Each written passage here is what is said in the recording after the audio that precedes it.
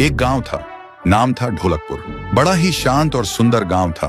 लोग हमेशा खुशी से झूमते थे क्योंकि उस गांव में रहता था महाराज रायस्टार, जो अपने गांव के लिए एक शेर था जो कभी अपने लोगों के साथ गलत होने नहीं देता था। लेकिन उस गांव में छुपा था एक डरावना राज, एक राज जो सबके दिल में था पर जुबान पे नहीं। गांव के बीच एक सूखा हुआ पेड़ था जिसे लोग कहते थे श्रापित पेड़। ना कोई उसके पास जाता, ना कोई उससे आंख मिलाता। हर पूर्णिमा के अगले दिन उस पेड़ के नीचे एक लाश मिलती थी। लोग कहते रात में कोई आता है और लाश छोड़ जाता है, लेकिन कभी किसी ने कुछ देखा नहीं और देखता भी कैसे। जो देखता वो अगले दिन पेड़ के नीचे होता था। एक दिन रायस्टार ने ठान लिया, बस अब और नहीं, इस राज का अंत मैं ही करूंगा, क्योंकि ढोलकपुर का नाम मिट्टी में मिल रहा था। फिर एक पूर्णिमा की रात रायस्टार चुपके से जाकर पेड़ के पास बैठ गया। रात के 2 बजे एक आवाज आई, ठुंग ठुंग ठुंग ठुंग ठुंग ठुंग ठुंग ठुंग ठुंग सहूर।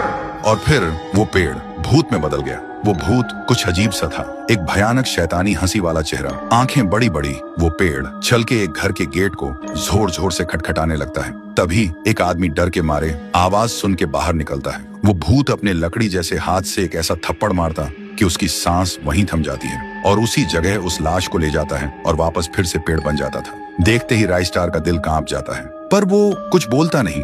सुबह लोग भीड़ में जमा हुए और रायस्टार ने पहली बार उस पेड़ से बात करने की कोशिश की। पेड़ के अंदर से एक आवाज निकली, क्या तुम सब भूल गए मुझे? रायस्टार बोलता है, तू कौन है? पेड़ बोलता है, मैं हूँ ठुन ठुन ठुन साहुर। एक वक्त था जब मैं भी इस गांव का एक प्यारा सा बच्चा था, लेकिन 100 साल पहले मुझे इसी पेड़ से रस्सी बांधकर उल्टा लटका दिया गया, गांव वालों की आंखों के सामने, और मेरी मौत को तमाशा बना दिया गया, सिर्फ इसलिए क्योंकि मैंने एक राज देख लिया था जो लोग छुपाना चाहते थे। और उसी पल से मेरी रूह इस पेड़ से जुड़ गई।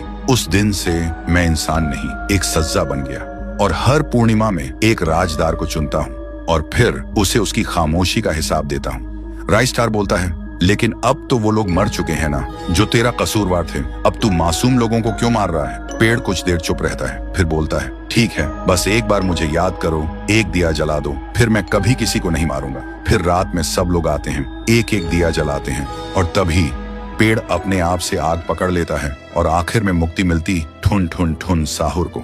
उस दिन के बाद गांव में कभी कोई लाश नहीं मिली। हर पूर्णिमा में लोग एक दिया जलाकर उसकी यादों को जिंदा रखते हैं, क्योंकि अगर भूल गए तो सपने में एक आवाज सुनाई देती थी, ठुंग ठुंग ठुंग ठुंग ठुंग ठुंग ठुंग ठुंग ठुंग सहूर।